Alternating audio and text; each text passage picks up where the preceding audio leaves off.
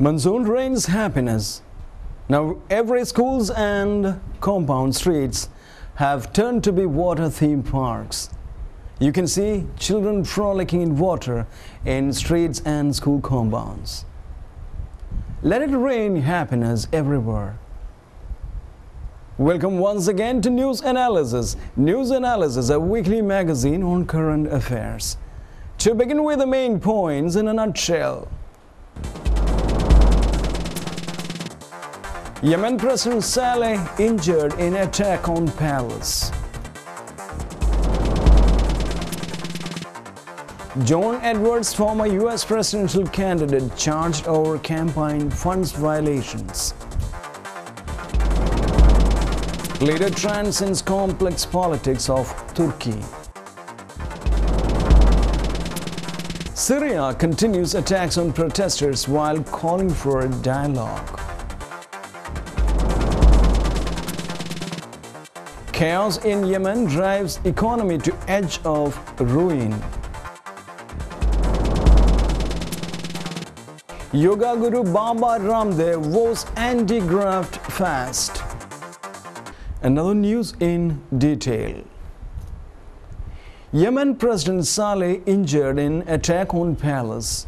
President Ali Abdullah Saleh has been slightly injured in an attack on his compound in the Yemeni capital, Sana'a, and is in hospital, officials say, as pitched battles continue between government forces and armed tribesmen.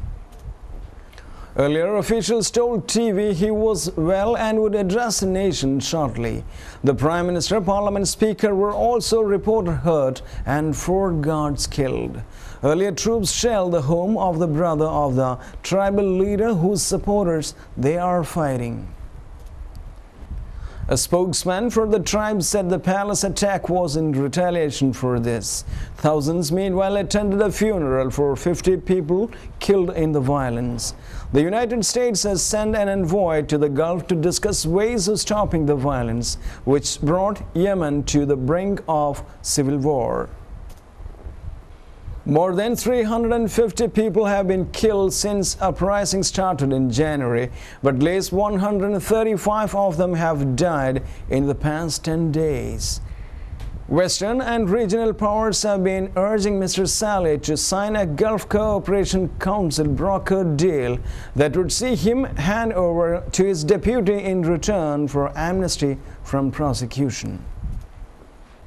He has agreed to sign on several occasions but then backed out.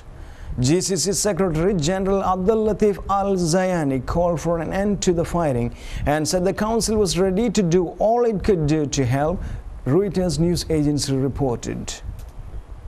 Red lines, there have been heavy fighting in the northern Sana'a district of Hasaba since last week between Mr. Saleh's forces and tribesmen loyal to Sheikh Sadiq Al-Ahmar, the head of the powerful Hashid Tribal Confederation. والشعب اليمني رغم ما نسمع من دوي انفجارات في كل أنحاء صنعاء إلا أن الثوار يرسلون رسالة للعالم ونحن باسم الثورة وشباب الثورة نرسل للعالم أننا ونحن في هذا الأثناء وأثناء أداءنا جمعة الوفاة لتعز وهي الملايين ترونها أمامكم نقول للعالم ونرسل رسالة أننا سلميين. Explosions were heard in the south of the capital for the first time. Witnesses said the army had shelled the home of Sheikh Hamid Al-Ahmar, a leader of the opposition Islah Party in the Haida district. Later, a spokesman from the ruling General People's Congress Party said at least 2 shells had hit a mosque in the presidential palace compound. John Edwards, former U.S. presidential candidate, charged over campaign funds violations. Former U.S. presidential hopeful John Edwards has been formally charged over alleged campaign funding violations linked to the cover-up of an affair. The indictment was issued by a grand jury in the state of North Carolina. The allegation concerned cash from 2 donors that he allegedly used to shelter campaign worker Real Hunter, with whom he fathered a child. Mr. Edwards, 57, a former senator from North Carolina, ran for the Democratic presidential nomination in 2008. He split from his wife Elizabeth Edwards in January 2010 after admitting the affair. Elizabeth died at the age of 61 almost 1 year later after a long battle with breast cancer. Edwards' public image, Mr. Edwards, who was also a vice presidential candidate in 2004 alongside Senator John Kerry, is charged with funneling money from 2 political donors to Miss Hunter, a former campaign aide, in an alleged attempt to cover up the extramarital affair they had while he was running for president. The indictment said the payments were a scheme to protect Mr. Edwards' White House ambitions. A centerpiece of Edwards' candidacy was a public image as a devoted family man, the indictment said. Edwards knew that public revelation of the affair and the pregnancy would destroy his candidacy by, among other things, undermining Edwards' presentation of himself as a family man and by forcing his campaign to divert personnel and resources away from other campaign activities to respond to criticism and media scrutiny regarding the affair and pregnancy, the indictment added.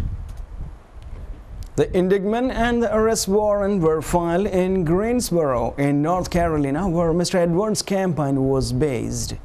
The investigation into the alleged cover-up had been underway since at least early 2009, when he confirmed political groups linked to him were among the potential targets of a probe into his finances. Leader Transcends complex politics of Turkey. The cries tremble from balcony as Prime Minister Recep Tayyip Erdogan swaggered down the campaign trail in his picturesque industrial city and former Ottoman capital. Papa Tayyip went to refrain, drawing a wry smile from the man himself. The words may have lacked the weight of Father of Turks, the title given to Mustafa Kemal Atatürk after he established modern Turkey in 1923. But it said much about Mr. Erdogan, arrogant and populist to detractors, charismatic and visionary to supporters, who will soon enter his second decade as leader of a country he has helped to transform. As Turkey heads to an election on June 12, the size of Mr. Erdogan's majority, the only question the country faces an Arab Spring, which took it by surprise. Ambition that stretched beyond its means and growing fears that Mr. Erdogan's 8 years in office have decisively shifted power from the old secular elite and towards its party and the merchant class, migrants and downtrodden that it courts. But even his critics acknowledge that this country of 79 million is a far different place from the one he inherited, emerging as a decisive power in a region long dominated by the United States. Though Turkey is still dogged by unemployment, its businesses are booming. In foreign policy, it is acting like the heir to Ottoman Empire that preceded it, building relationship with Iran and Arab neighbors at the expense of Israel. And in an age-old questions of identities that have haunted the country, Kurdish and Turkish, secular and religious, the party has governed at a time when those divisions seem less pronounced and possibly less relevant to a modernizing country. The electoral power in Turkey is Mr. Erdogan's Justice and Development Party, known by its Turkish acronym AK, as it has been since it won the first election in 2002. But the undisputed force of the country is Mr. Erdogan, a 57-year-old former mayor of Istanbul, semi-professional soccer player and a favorite son of Qasim Pasha, a neighborhood known for its tough and outspoken men, and women too, some say. While polls suggest that his party wins the votes through a campaign message that casts its leaders as modernizers, populists, and devout custodians of the poor, Mr. Erdogan is far bigger than the party. I love Bashar al-Assad and I came here to support him. And I came here to tell all of these people in the conference, okay, I want to tell them, come to Syria and we will have an open discussion.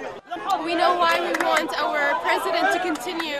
We see faith in him, we see hope, and we see a great future.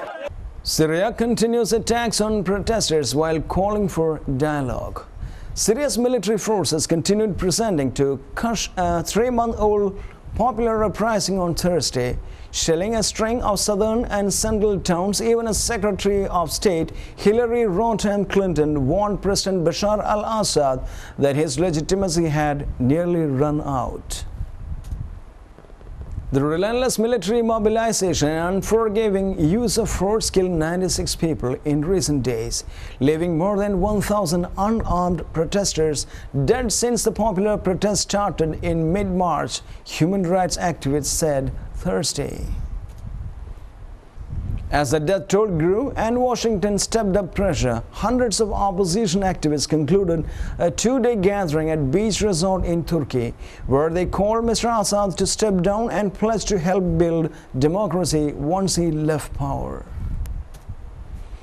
Most of the delegates were long-time exiles and expatriates who had fled the Assad government, but a few were Syrian demonstrators who slipped across the border to help build structure into an otherwise leaderless movement.